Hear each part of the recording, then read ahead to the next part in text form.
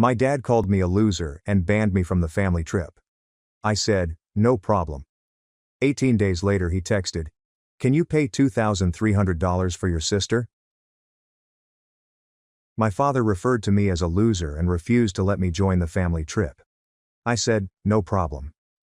3 weeks later my father texted, "Can you pay for your sister's next semester?" I simply replied, "This loser won't send you a single dollar." 12 minutes later, my phone erupted with 27 missed calls.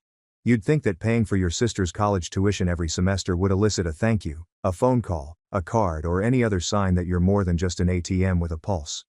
But not in my family. In my family I was always the difficult one, the self-sufficient one, the one who chose to leave early, relocate, and live this lifestyle. Meanwhile, my little sister Hannah Mitchell, the delicate genius, could burn down the kitchen and still be applauded. It's been like this since we were children.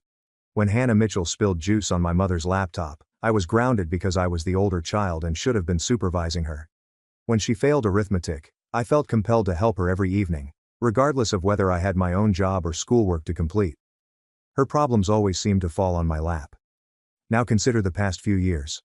I work in technology as a freelancer, completing contract work, developing web apps, and launching small businesses. It's unpredictable, but I manage. I am not wealthy, but I can pay my rent, save money, and live on my own terms. Still, for some reason, I was tasked with covering Hannah Mitchell's college expenses. It began as a simple thing.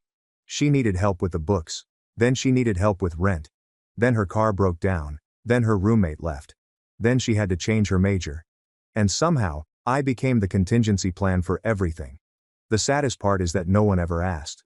Not really. My parents are constantly bombarding me with guilt.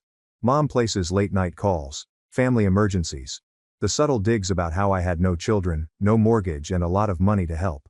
At one point, I was contributing around $2,300 per month to Hannah Mitchell's life. Meanwhile, she didn't answer my texts. Then, in July, I received an unexpected phone call from my father. I hadn't communicated with him in weeks. He didn't even say hello. He got right into it.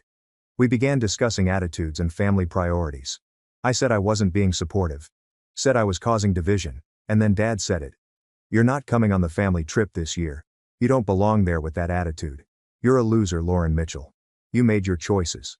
There was a long pause. I didn't defend myself. I simply said, "No problem," and hung up. I didn't cry. I didn't vent to anyone. I just sat there wondering how easily he could erase me. All the help, all the money, and all the bending over backwards was gone with a single sentence.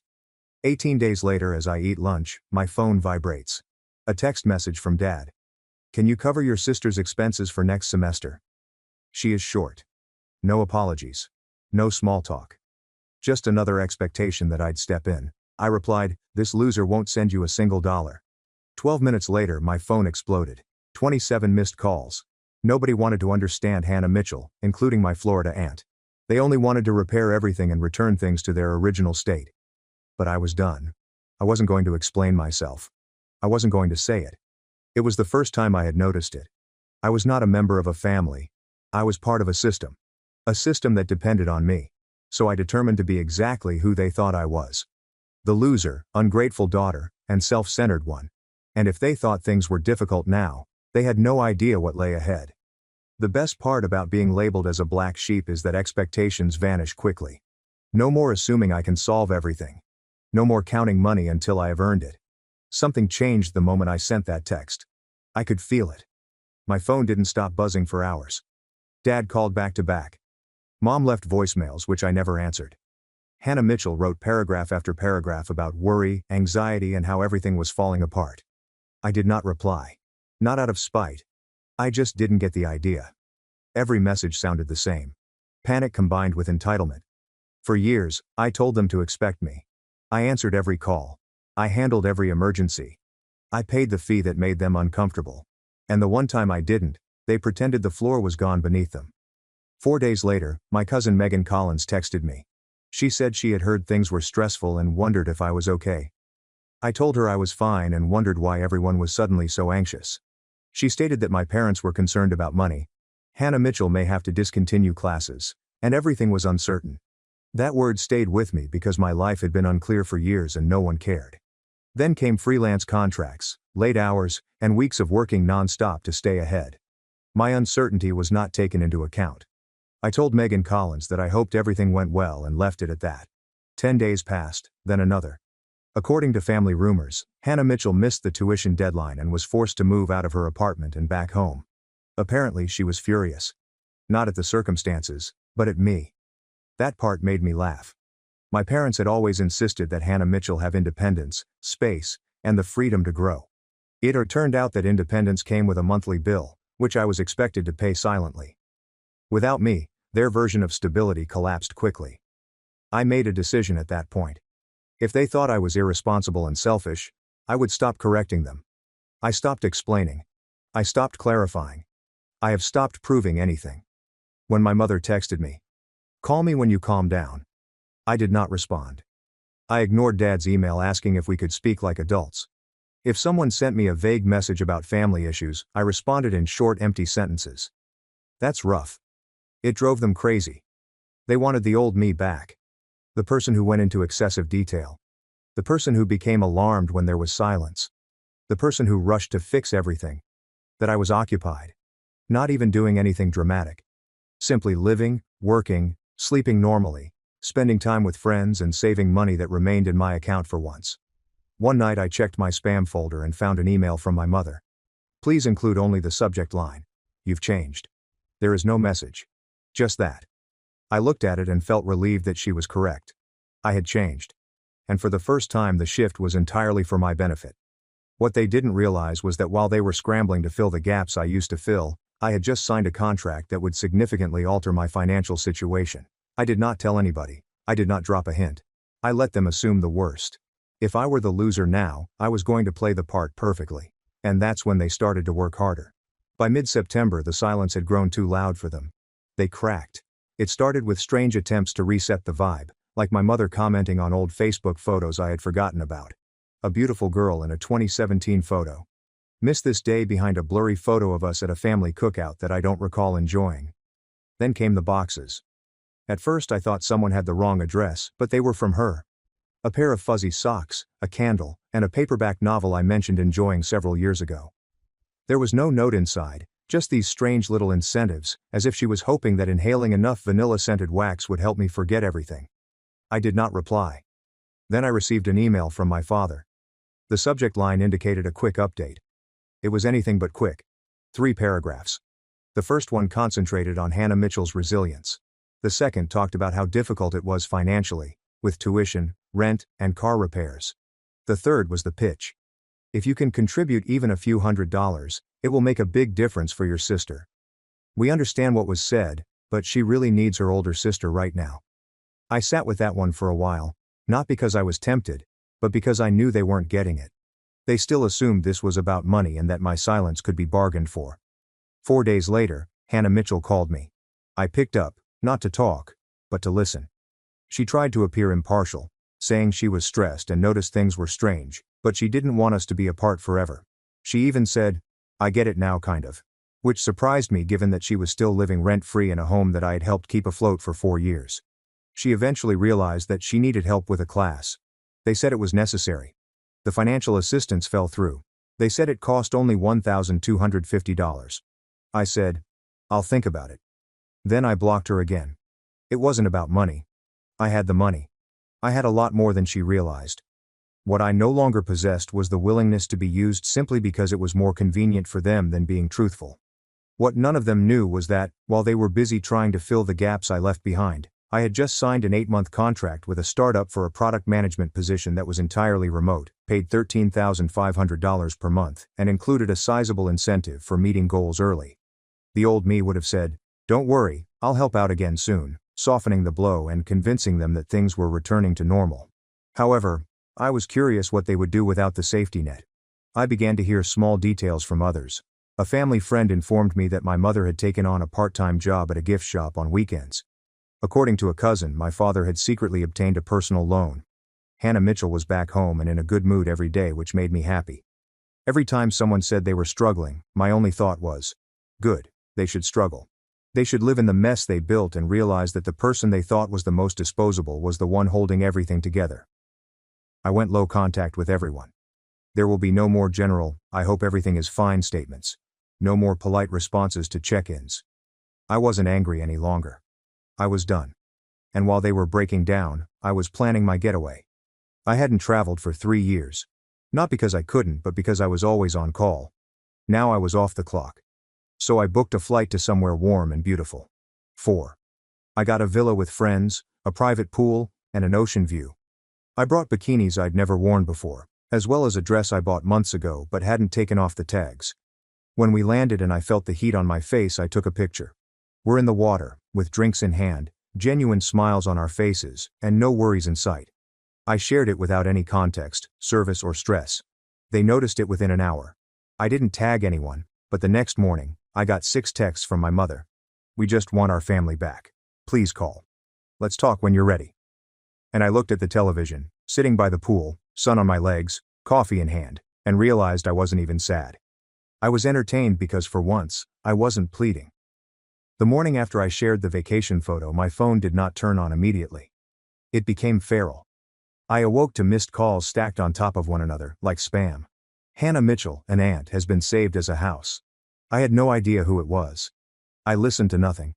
I simply silenced my phone and went downstairs to meet my friends for breakfast. That was the surprise element for me. I felt normal. There is no pit in my stomach. I don't need to explain myself. The ocean was right there. The air smelled fresh. For once, I didn't feel any pressure. Later that afternoon, while everyone else went swimming, I checked my messages. Hannah Mitchell submitted one that stood out. "Why would you post something like that, knowing what we're going through?" I didn't respond, but then I saw an SMS from an unknown number. There's no name or emoji, just one statement. "You should probably talk to your father about the account." That completely stopped me. I stared at the screen for longer than necessary. I hadn't discussed accounts with anyone in years. I did not respond. I didn't ask who it was. I turned my phone face down and went back outside, but the rest of the day felt strange, as if something had changed beneath everything. I finished the trip. I didn't let it destroy anything. We drank excessively. We stayed up late. I laughed more than I had in months. I even posted another photo on the last night. Sunset, barefoot, with no caption. When I got home, the first thing I did was open my laptop. When I first began assisting Hannah Mitchell years ago, my father insisted that we open a joint account. He claimed it would be cleaner and easier to track family matters, tuition, rent, and emergency situations. I hadn't logged in for over a year because I trusted him. That is on me. The login is still working. Initially, what I saw didn't make sense. My deposits arrived like clockwork. There were large and consistent withdrawals, but I was unable to identify any others. Not small ones, but large casual ones at weekend resort prices. An expensive restaurant located far from Hannah Mitchell's college.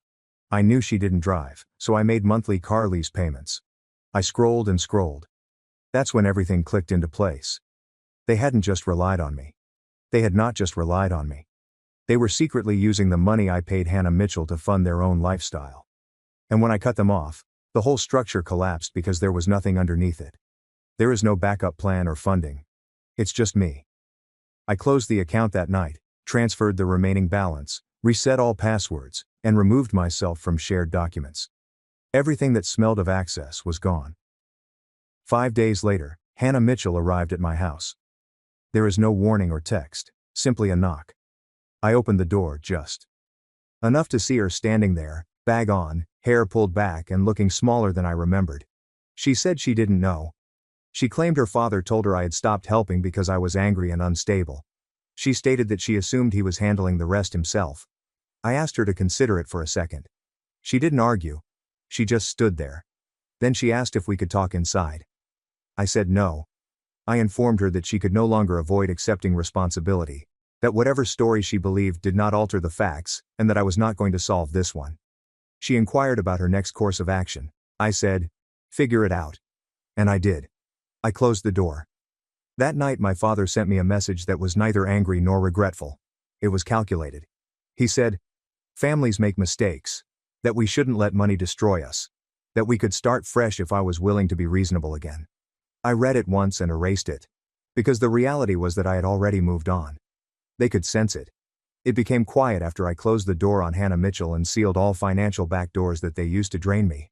Not true silence, but the kind of silence that comes when someone is overthinking their next move. I had seen this pattern before. It's a loop of manipulation. Guilt comes first, followed by fury and desperation masquerading as kindness. When all else fails, they start pulling levers. They believe you are too terrified to cut. This time, they attempted everything. 5 days after Dad's final message, with the fake olive branch and the hushed request for money, I received a call from reception at work. Someone claiming to be my mother contacted the workplace and requested to speak with me directly. She advised me to answer my phone and ensure my well-being. My manager mentioned it casually during our weekly call, half jokingly. "Your mom sounds sweet," he said. "A little intense?" I smiled, explaining that she was just worried and that I was angry. I never told her where I worked, not formally. I assumed she'd either pieced it together from a client testimonial or had spent enough time on LinkedIn to find me. Regardless, it was invasive and deliberate.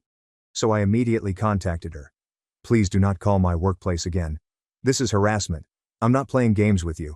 She did not reply. Instead, she escalated. The next day, my Aunt Diane Parker, who never calls unless someone dies, called me during lunch. She sounded tearful. Said my mother was not sleeping. Hannah Mitchell was going insane and thinking about dropping out. That Dad was humiliated because the entire extended family knew I was going to abandon them. I asked her one question. "Diane, did anyone tell you that I covered Hannah Mitchell's expenses for 4 years?" Silence. "No." "Maybe don't call me crying about what they think they've lost." I hung up. 2 hours later, I get a text from Hannah Mitchell. After weeks of silence, there is no apology or acknowledgement, just this. "Dad is furious." He said, "You stole from the family account. Don't pretend you're a victim." I read it twice before blocking her again. Allow them to speak. Let them twist it. Allow them to completely rewrite the story to portray me as a villain. I didn't care anymore because I had something they couldn't take. Freedom. And I wasn't finished with it. That weekend I booked another trip, this time to Portugal. I'd always wanted to go but never had the time. The timing never seemed ideal. There was always an emergency, a tuition deadline, or a new mess that I needed to help clean up. But I only had one deadline. My flight. I did not tell anybody. I just packed my bag, boarded the plane, and left. I stayed in a small apartment near Porto's waterfront. I drank wine with people who didn't know my name. I ate foods I couldn't pronounce. Slept in. On the 4th day I posted a photo of a ceramic plate with grilled octopus, crusty bread and a full glass of white wine. There are no captions or tags. It didn't matter. They saw it because the next day, I received an email from my father with the subject line, "Where do we go from here?" Attached was a spreadsheet, an actual Excel file titled, Family Budget 2027.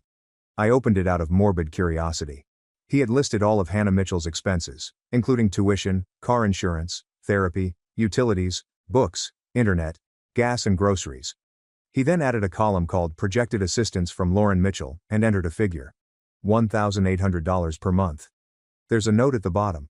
If you're serious about rebuilding trust, this is how you prove it. I stared at the screen, half laughing. They didn't even try to hide it anymore. There was no manipulation or false sweetness, just expectation. I closed the file and never responded. When I got home, there was a letter waiting for me at the front desk of my apartment building. A physical letter without a return address. Inside it simply read, "You've made your point. Can we please talk like adults now? Dinner, no judgment, just family." It was signed. Mom, Dad, and Hannah Mitchell. They were cornered. I could feel it. Not financially, but emotionally. The entire structure had collapsed. The strong family unit image was shredded. People started asking questions they didn't know the answers to. They were unable to function unless someone filled in the gaps. So they invited me to dinner at their house. Promised no guilt or lectures, just a quiet evening to clear the air. I said yes, but not because I desired peace or resolution. I said yes because I wanted to give them one last chance to be honest. Finally, they got an unexpected response. Dinner was scheduled for Saturday at 7 p.m.